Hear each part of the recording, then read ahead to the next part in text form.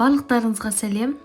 Бүгін өте дәмді шарлотка дайындайтын боламыз. Ол үшін ең алдымен қант пен жұмыртқаны араластырып аламыз.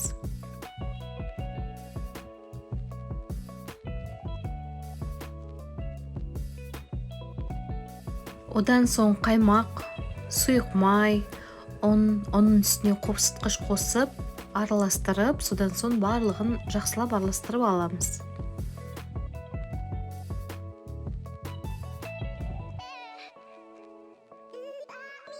Енді алманы алып, сыртын ашып, 4 бұрышты қылып турап, оны жаңа дайындалған тестамызға салып, араластырып, формаға саламыз.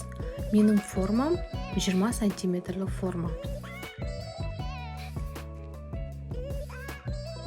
Енді алмаларды әдемілеп турап, пирогтың бетіне осы видеодағыдай қойып шығамыз әдемілеп.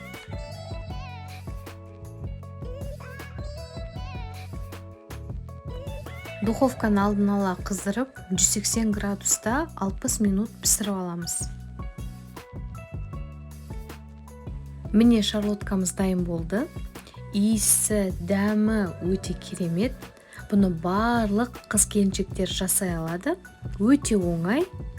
Сондықтан да жасап көріңіздер.